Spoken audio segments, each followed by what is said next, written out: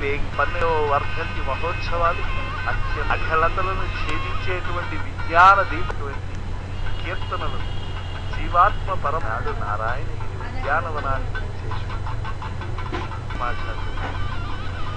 ఆ స్వామి స్వప్న సాక్షాత్కారం ఇచ్చారు.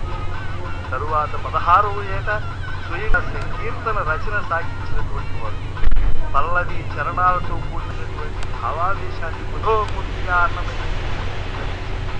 ఆ అన్నమాచార్యుల వారు వలనన్న వాడేపో వైష్ణవుడు వలపు తేనెపో వైష్ణవము అని చెప్పి విశిష్టాద్వైత సిద్ధాంత ప్రవర్తకుడైన రామానుజముని మత సంప్రదాయ దీక్షను అనుగ్రహించినటువంటి వారు ఆదివన్ శతగోప యతీంద్రుడైనటువంటి ఆ అహోబల ఆచార్యులు అహోబల పీఠాధిపతులు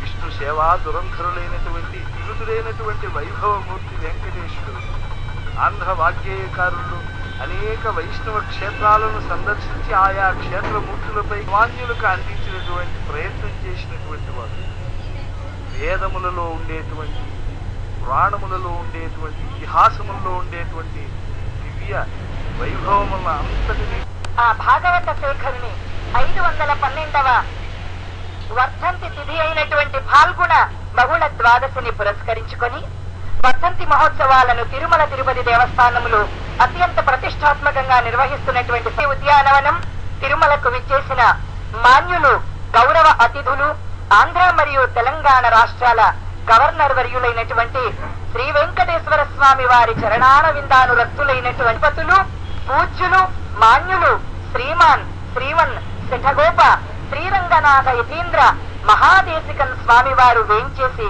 అనుగ్రహ భాషణం చేయడం మనకు సాంప్రదాయంగా వస్తున్నది.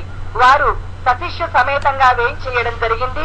వారిని మా ప్రణామాంజలులతో నమస్కార పునస్కారాలతో వారిని ఆహ్వానం పలుకుతున్నాము.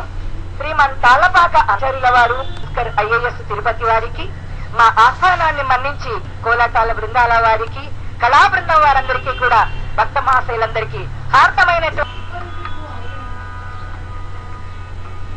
శ్రీమాన్ తాళ్లని అన్నమాచార్యుల వారి యొక్క సన్నిధికి హృదయపూర్వకంగా ఆహ్వానిస్తున్నాం.